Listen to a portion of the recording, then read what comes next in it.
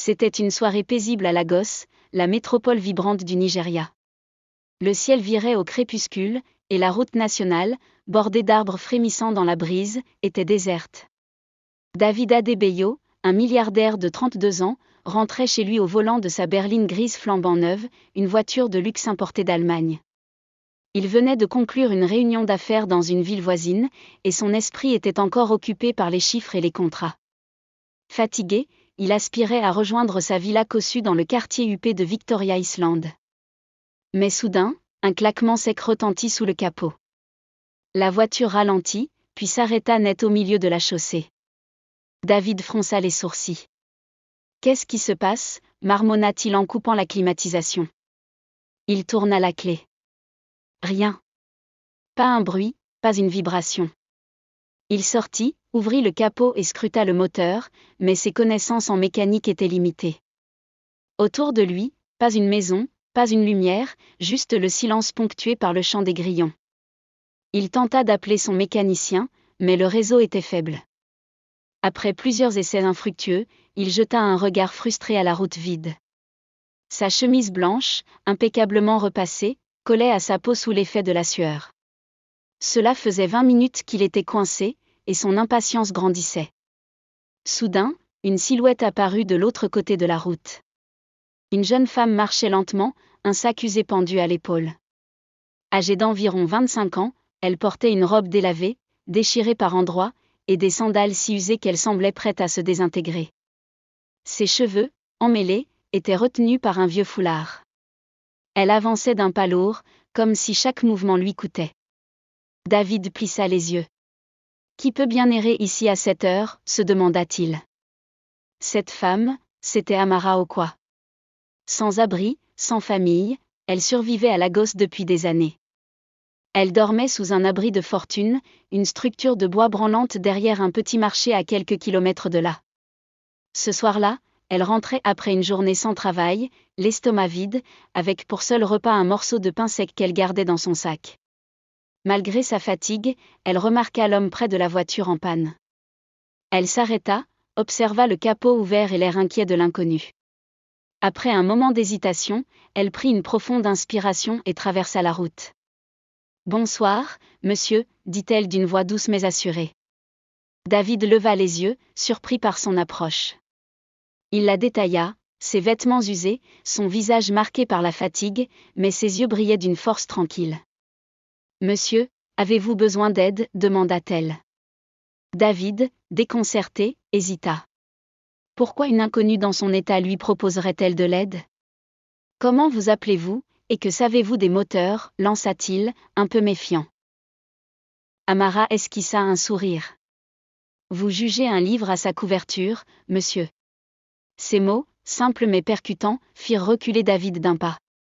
Il la regarda à nouveau, comme s'il la voyait pour la première fois. « Je m'appelle David » dit-il finalement. « Voyons ce que vous pouvez faire. » Il s'écarta pour la laisser approcher du moteur.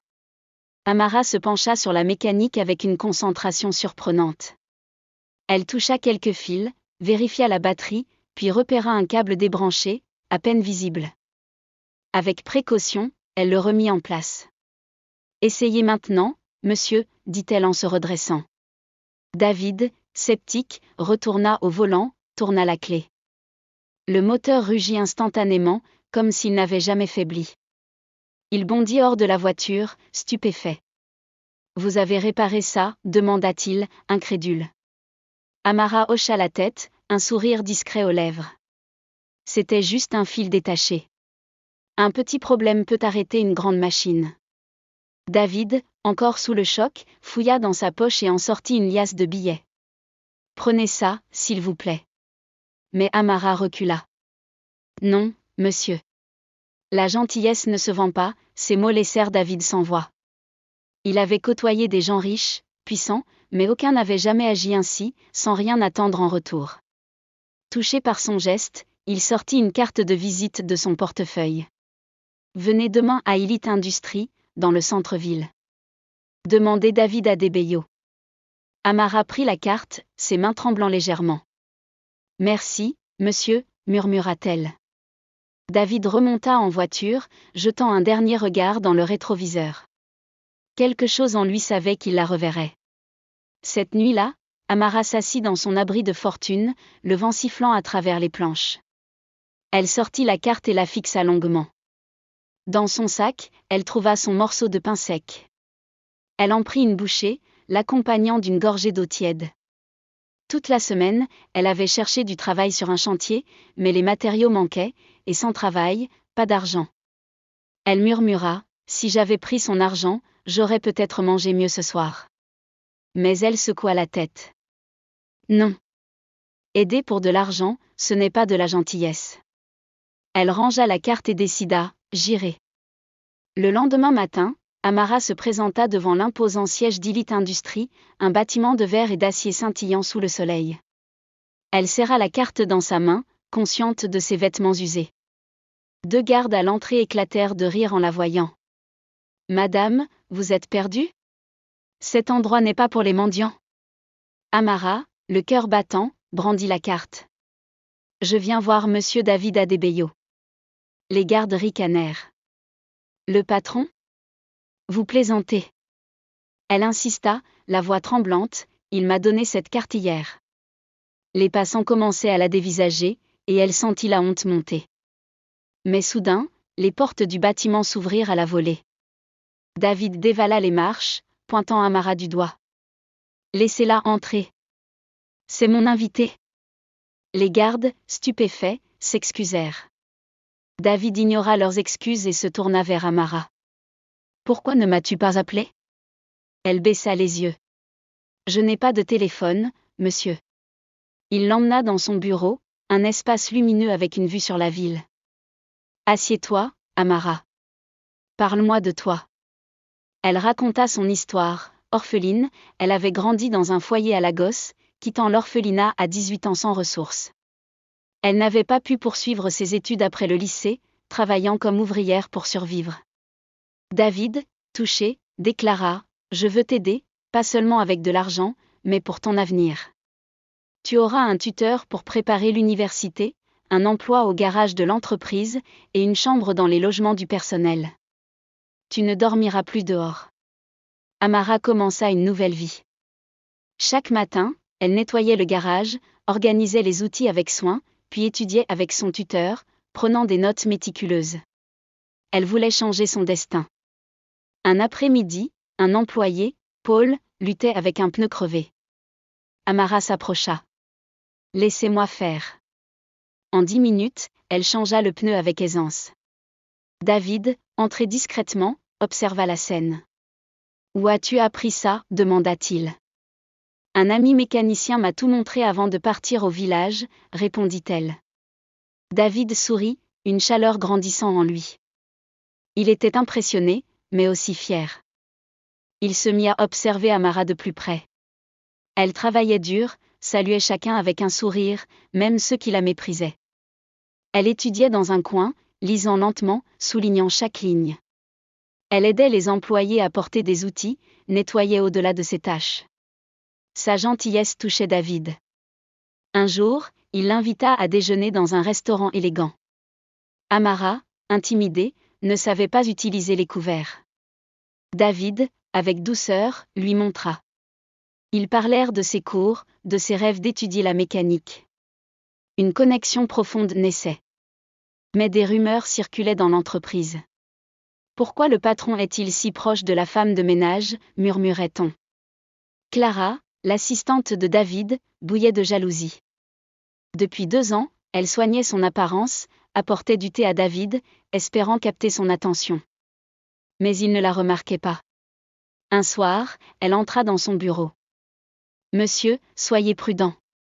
Ces filles des rues jouent les innocentes pour l'argent. » David la fixa froidement.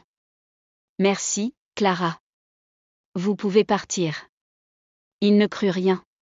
Ses associés, lors d'un dîner, l'avertirent aussi.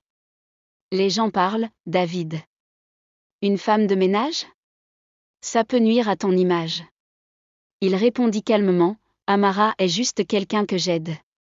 Elle n'a ni famille ni éducation. » Mais il se demandait pourquoi le monde jugeait si vite ce qu'il ne comprenait pas. Amara, elle, souffrait des moqueries. Une désespérée qui veut piéger le patron, entendait-elle. Chaque jour pesait plus lourd. Elle souriait en public, mais son cœur était las. Une nuit, incapable de supporter davantage, elle plia ses vêtements, prit ses livres et quitta les logements du personnel. Elle disparut sans un mot. Le lendemain, David arriva, prêt à discuter avec elle, mais le garage était vide. Sa chambre aussi. Son téléphone, qu'il lui avait donné, était éteint. Il chercha partout, retourna sur la route de leur rencontre, interrogea des passants. Rien. Les jours passèrent, son cœur s'alourdissait. Amara lui manquait, son rire, sa force, la paix qu'il ressentait près d'elle. 3 semaines plus tard, un chauffeur de bus l'aborda. J'ai vu Amara sur un chantier, hier, dans un quartier reculé. David bondit. Emmène-moi là-bas. Sur le chantier, il la vit, plus maigre, portant un bloc de ciment sur la tête, le visage fatigué mais toujours déterminé. Il l'appela. Amara se figea, posa le bloc. Comment m'as-tu trouvé, murmura-t-elle. Je suis partie pour ne pas te faire honte. Je n'ai pas ma place dans ton monde. David lui prit la main. Tu n'as pas ta place dans la rue. Tu as ta place dans ma vie. Il la serra dans ses bras, indifférent au regard des ouvriers.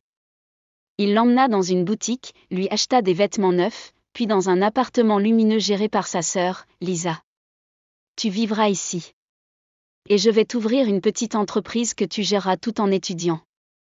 1 an plus tard, Amara était étudiante en génie mécanique à l'université de Lagos. Radieuse, elle sortait d'un cours, sa carte d'étudiante en poche. David vint la chercher. Comment était le cours, demanda-t-il. J'ai réparé un moteur, répondit-elle, riant. Il la regarda avec fierté. Tu as toujours eu un don. Sur une plage, il s'arrêta. Amara, cette année avec toi a été la plus belle de ma vie. Je veux construire une vie avec toi. Les larmes aux yeux, elle hocha la tête. Oui, David. Ils s'enlacèrent, les vagues caressant le rivage. Leçon de l'histoire, ne jugez jamais quelqu'un sur son apparence. Amara, sans abri, a changé la vie de David par sa gentillesse. Beaucoup ont juste besoin d'une chance. L'amour voit le cœur, pas la richesse. Qu'avez-vous appris? Partagez vos pensées.